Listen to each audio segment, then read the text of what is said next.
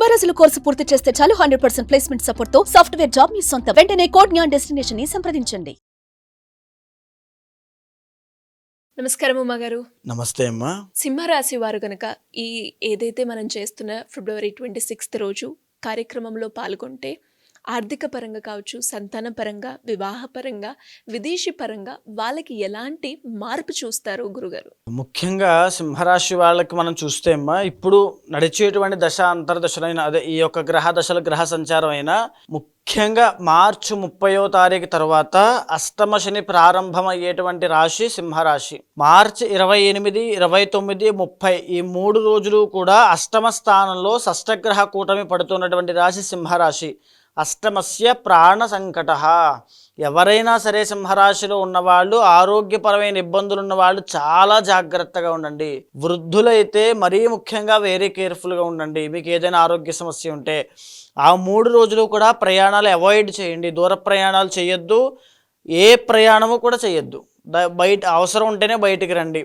అష్టమ స్థానము కాబట్టి జీవితంలో సడన్ చేంజెస్ వచ్చే అవకాశాలు చాలా ఎక్కువ ఉంటాయి. విపరీతంగా మానసిక ఒత్తిడికి లోనవ్వడము, జీవితంలో వీళ్ళు నాది అని కోరుకునేది, లేకపోతే అన్నిటికంటే ఇంపార్టెంట్ అయినది లాస్ అవ్వడం లాంటివి ఎన్నో జరిగే అవకాశాలు సింహరాశి వాళ్ళకి గోచరిస్తున్నాయి. ఇది దేని చేత వస్తుంది అంటే కర్మకారణం చేత వస్తుంది. అష్టమ శని, శని అంటే కర్మకారకుడు అండి. శని వచ్చాడంటే కర్మను అనుభవించబోతున్నాము అని అర్థం. ఒక్కొక్క స్థాయిలో ఒక్కొక్క రకమైనటువంటి కర్మ. ఏలినాడు శని ఉన్నప్పుడు ఒక కర్మ, జన్మశని ఉన్నప్పుడు ఆరోగ్య సమస్యలు, 2వ స్థానంలో శనిదే ఆర్థిక బాధలు, అష్టమ శని ప్రాణాపాయము, ఆరోగ్య ఇబ్బందులు, తర్వాత అర్ధాష్టమ శని ఏ పని పట్టుకున్నా హాని కలగడము, కంటక శని వృత్తి వ్యాపారాల్లో ఇబ్బందులు రావడము. ఇక్కడ మీరు చూడండి, అష్టమ శనికి ఈ యొక్క సింహరాశి వాళ్ళకి అష్టమ స్థానంలో ఈ గ్రహాలు పట్టడము, అష్టమ శని స్టార్ట్ అవ్వడము.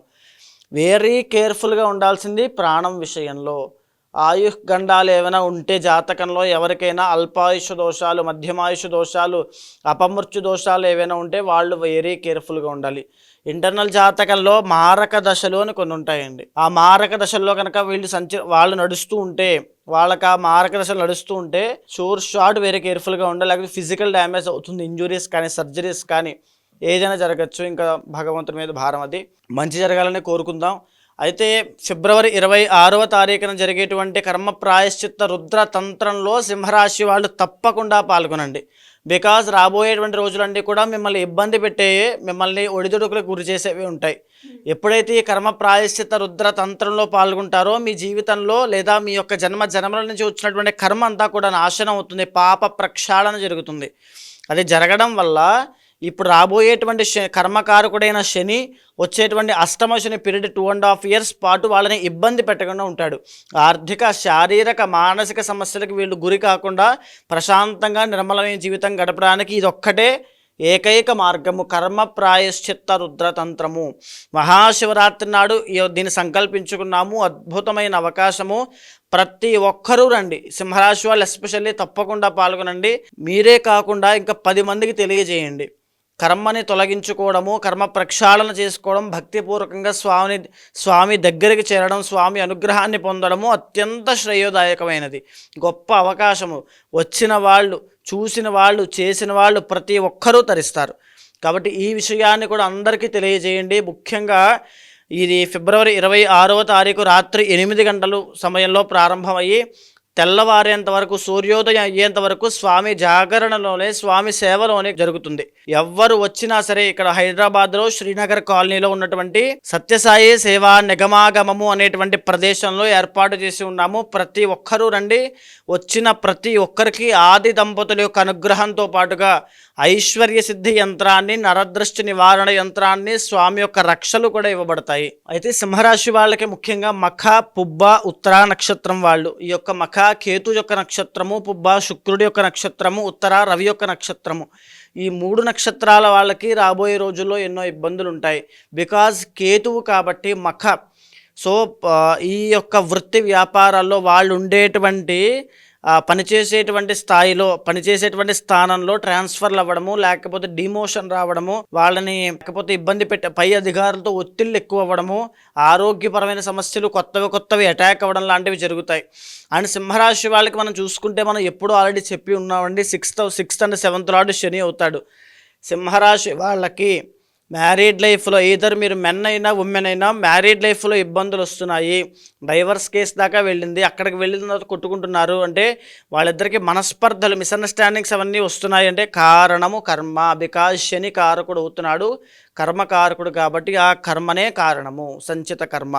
ఇక రెండవది 6th లార్డ్ శని అయ్యాడు కాబట్టి సింహరాశి వాళ్ళకి వృద్ధులైనా యంగ్ పీపుల్ అయినా ఎవరికైనా వెన్నుపూసకు సంబంధించిన ఇబ్బందులు ఏమైనా ఉన్నాయి, ఆరోగ్యపరంగా మీరు ఇబ్బంది పడుతున్న డయాబెటీస్ లాంటివి కానీ, లేదా శని రాహులు కాంబినేషన్ మీ ఇంటర్నల్ జాతకాల్లో ఉంటే మేజర్ హెల్త్ ఇష్యూస్, క్యాన్సర్ కానీ లేక బ్రెయిన్ స్ట్రోక్స్ కానీ ఇవన్నీ అటాక్ అయ్యే అవకాశాలు ఉంటాయి. ప్రాణాంతకమైన ఆరోగ్య సమస్యలు అవి అటాక్ అవ్వడానికి కూడా కారణము కర్మనే. అలాంటివి అటాక్ అయిన వారు మాకు ఇంకా ఏది దిక్కు లేదు, మేము ఇలా మందులు వాడుతూ ఉన్నాము, మాకు ఆరోగ్య సమస్యలు తీవ్రంగా ఇబ్బంది పెడుతూ ఉన్నాయి అనుకునే వాళ్ళు కూడా, అదేవిధంగా 7th లార్డ్ బిజినెస్ హౌస్ కాబట్టి వ్యాపారం చేస్తూ సింహరాశి వాళ్ళు నష్టాలను చూస్తూ వివాదాల్లో ఇరుక్కుంటూ, భూ వివాదాల్లో న్యాయపరమైన చిక్కుల్లో ఉన్నవాళ్ళు, కలహాలు తగాదాలు కీచులాటల్లో ఎప్పుడూ అదే జీవితంలో ఉన్న వాళ్ళకి కూడా కారణము కర్మనే. కాబట్టి వాళ్ళు కూడా తప్పకుండా ఈ యొక్క కర్మ ప్రాయశ్చిత రుద్రతంత్రంలో పాల్గొనండి. అదేవిధంగా 12th లార్డ్ చంద్రుడు అవుతాడు కాబట్టి సింహరాశి వాళ్ళకు ఉన్నటువంటి మైనస్ ఏంటంటే ఎంత సంపాదించినా డబ్బులు నిలబడవండి. వాళ్ళకి తెలుస్తుంది ఈ మాట ఖచ్చితంగా. ఎంత సంపాదించినా డబ్బులు నిలబడవు. వీళ్ళు పక్కనున్న ఫ్రెండ్సో శ్రేయోభిలాషులని పిలువబడేవారో వీళ్ళ ఫ్యామిలీ కోసం వీళ్ళు అలా కష్టపడుతూ ఉంటారు, వాళ్ళు తింటూ ఉంటారు, వాళ్ళు అనుభవిస్తారు తప్ప వీళ్ళు ఏమీ చేయలేరు. కాబట్టి వాళ్ళకి కూడా కారణము కర్మనే.